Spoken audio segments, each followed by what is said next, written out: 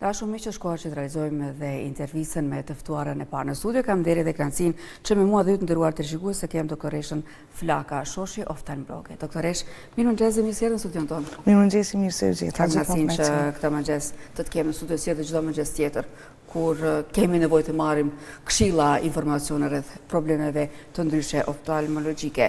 Të flasim sot rreth degenerimit makular lidhur me moshën dhe kurioztarë janë të rishikues të dinë se çfarë është ky problem shëndetësor.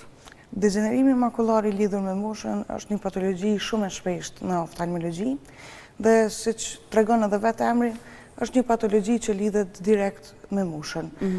Në kohët e fundit është patologji që raportohet goxha shumë dhe është një çrregullim progresiv i vazhdueshëm i makullës ose i pikës së të pamërit qartë. Prej vetë emrit i lidhur me moshën tregon që është një patologji që shfaqet pas moshës 55 vjeçare. Kështu që është një patologji mjaft e shpeshtë dhe besoj që me shumë interes edhe për ndëgjuesit, për shkak se besoj se është shumë e shpeshtë, fatkeqësisht e ka një simptomatologji të varfër, domethënë nuk paraqitet me ndryshime shumë evidente në fillim.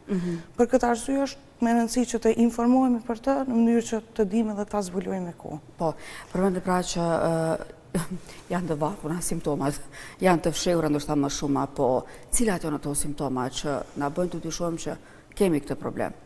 Degenerimi makular i lidhur me moshën paraqitet në dy forma kryesore.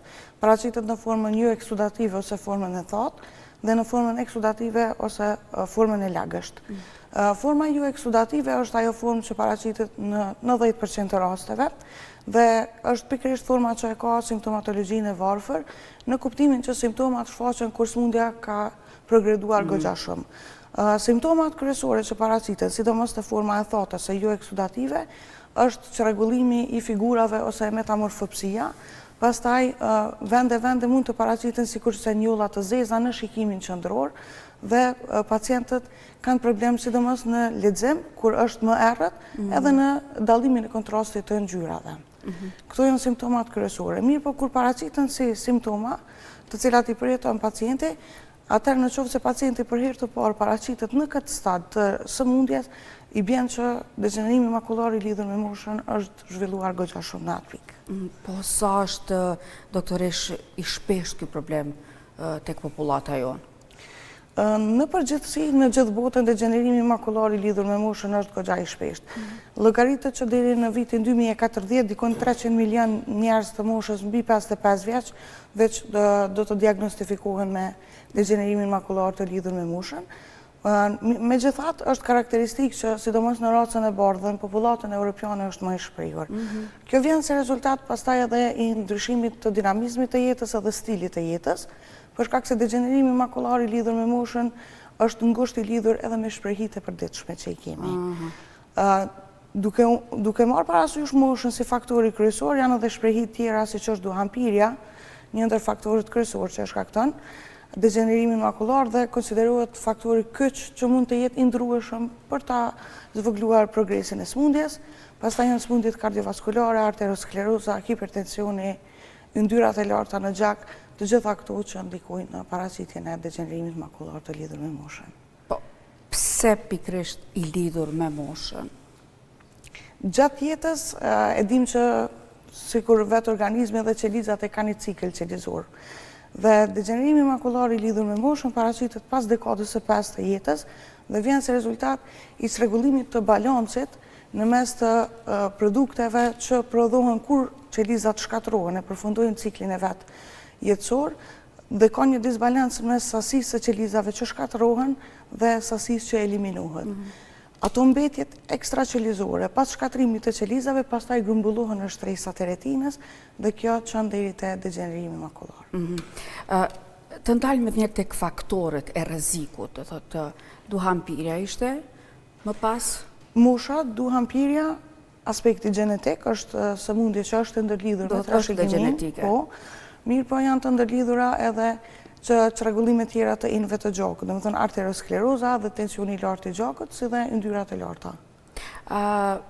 Përmendet duhanin, kemi kujdes natyrisht, por dhe ushqimi. Po. Për shkak se sëmundjet tjera, të cilat janë indikatorë që mund të na çojnë deri te degenerimi makular i lidhur me moshën janë të lidhur ngushtë me mënyrën e jetesës edhe shprehjet e ushqimit. Kështu që duhet të tentojmë që të eliminojmë yndyrat, ushqimet e pashëndetshme dhe të koncentrohemi më shumë për shembull tek perimet edhe pemt e gjelbërta ose që janë të pasura me karotene për ta stimulu pastaj atë uljen e stresit oksidativ që ndodh në makull ose në pikën e pamërit të qartë. Sigurisht që na ndihmojnë shumë edhe suplementet ndoshta në momente të caktuara, natyrisht edhe kur nuk ushqemi, nga si suplementet nuk e zëvendësojnë ushqimin. Po, suplementet luajnë një rol kyç në menaxhimin e degenerimit makular, sidomos, për shkak se si patologji është fatkeqësisht e pakurueshme, mirë po mund të menaxhohet. Në kuptimin që të ulet progresi i sëmundjes dhe dëmtimet të jenë sa më të vogla. Sidomos te forma e thotë, forma e vetme e menaxhimit është përdorimi i suplementeve me efekt antioksidativ. Pra i përmenda karotenet, siç është beta karoteni, pastaj luteina e kështu me radhë. Ka raste kur ndonjëherë mund paraqitet edhe tek fëmijët, doktoresh? Degenerimi makular i lidhur me moshën tek fëmijët nuk paraqitet si patologji. Mirë po ka forma të ndryshme të degenerimit makular që nuk janë të lidhur me moshën që mund të paraqiten të fëmijët. Po si patologji, kjo specifikisht jo nuk paraqitet. Jo. Fatmirësisht, po çfarë ndryshimesh mund të ndjen dhe pacienti në shikim? Ndryshimi kryesor që pacientët përjetojnë është vështirësia në lexim kur drita është e ulët, domethënë ndryshimi nuk është i mirë. Pastaj mund ta vrejnë sidomos në raste kur lexojnë shkronja shumë të vogla ose tabela që janë me shumë vija, atëherë përjetojnë metamorfopsinë ose i shohin vijat e deformuara. Për këtë arsye një ndër testet më të thjeshta që përdoret për diagnostikim të degenerimit makular të lidhur me moshën është edhe ajo që ne e quajmë tabela e Amslerit, ku pacienti në qoftë se e shikon një tabelë që është me 4 orë, atëherë në qoftë se ka degenerim makular të lidhur me moshën, ato vija i shet të deformuara.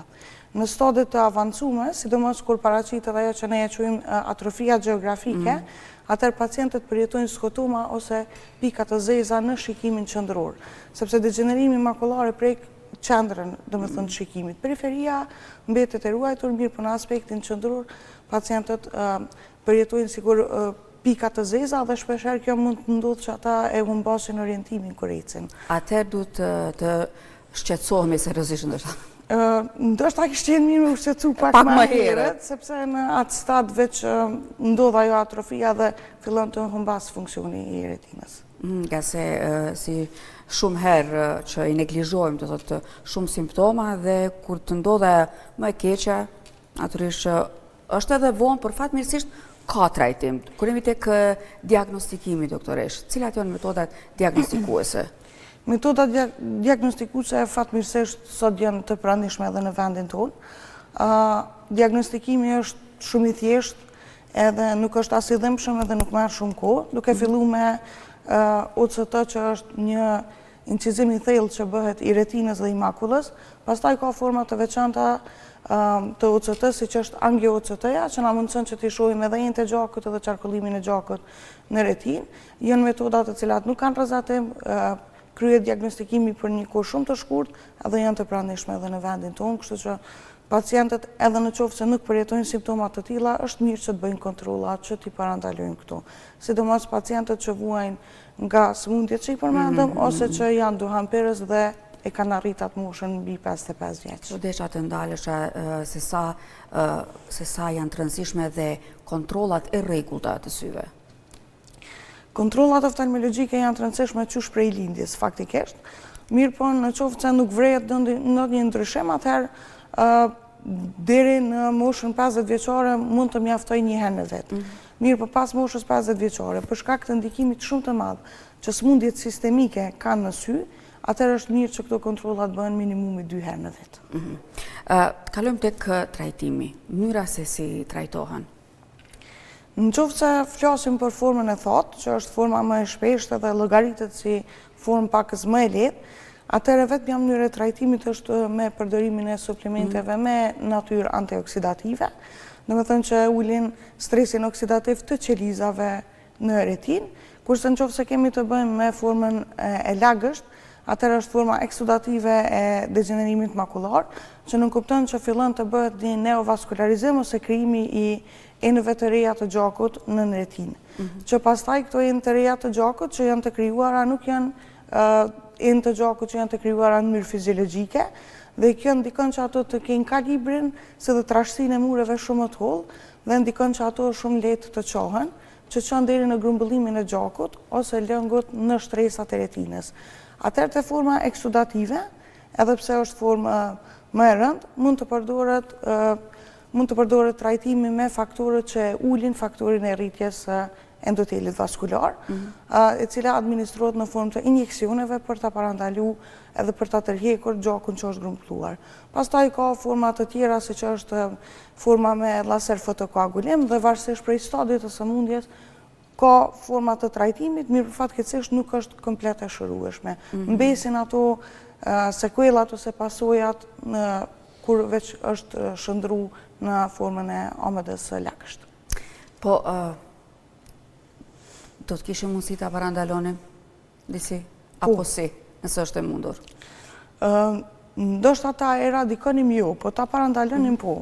Fillimisht duke në rastet për shembull që e ka një gjenetik pozitive për këtë sëmundje, atëherë këta persona është mirë që të jenë të kujdesshëm edhe me kontrollat të vazhdueshme, po edhe në menaxhimin e shprehive të jetës. Për shembull, të kenë kujdes në duhanpirje, të kenë kujdes të merren me aktivitet fizik, që të mos paraqiten çrregullimet e sistemit kardiovaskular, dhe po ashtu, domethënë të kenë kontrolla të rregullta në mënyrë që mos ta lëmë deri kur bëhet vonë, sepse e thash që simptomatologjia shfaqet shumë vonë, kështu që mund të parandalohet në këtë mënyrë. Një ndër faktorët kryesor që konsiderohet që është i ndryshueshëm dhe na ndihmon në uljen e progresit dhe parandalim të sëmundjes, është sidomos ndërprerja e duhanit.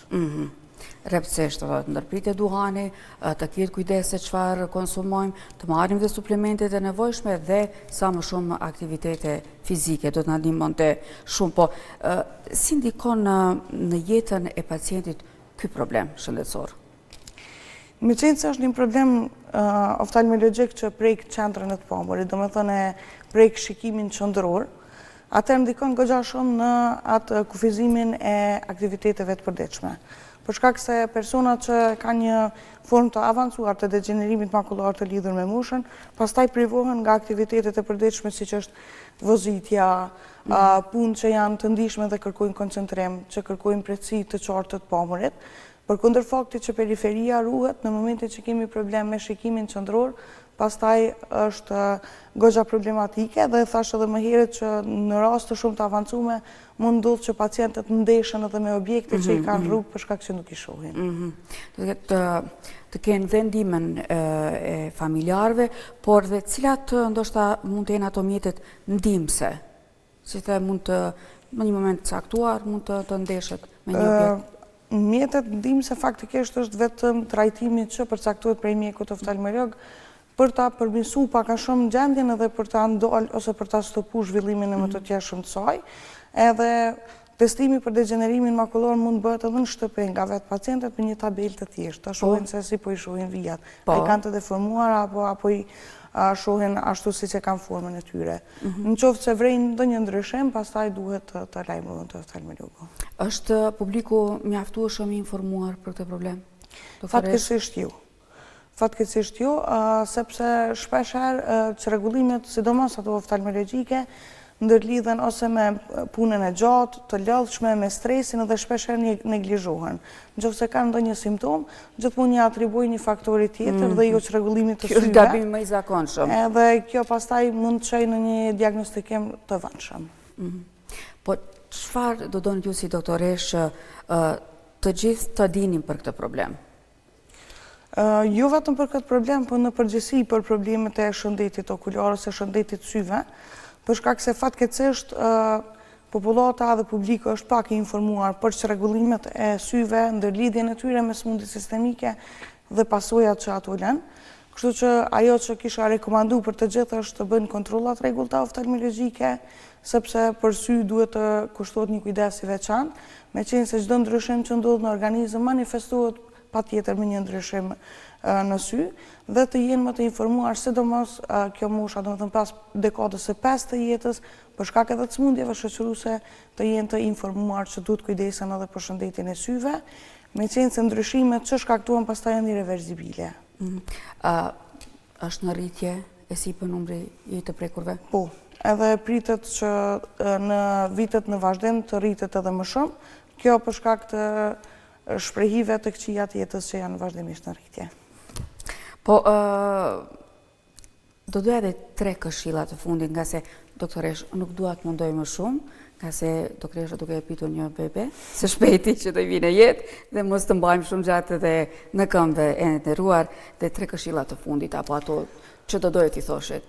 Të ndërpritet duhanpirja për ata që pinë duhan, kontrollat e rregullta te oftalmologu edhe t'i nënshtrohen, domethënë testimeve edhe diagnostikimeve me metodat më të reja, siç është OCT-ja, për shkak se është një metodë që nuk ka rrezatim, është metodë e shkurtër dhe shumë e përshtatshme për pacientin, që neve na ndihmon shumë dhe pacienti domethënë e sheh që ka shumë benefite pozitive prej saj, për shkak se jep informata për gjendjen e syve dhe i ndihmon që t'i parandalojë smundjet. Doktoresh, unë falenderoj shumë që gjete kohë e ishim mysafire në programin e mëngjesit. Të presim sërish në studio. Pas disa muaj, kuptohet. Faleminderit shumë për ftesën. Ju prifte mbarë edhe një herë. Shëndet.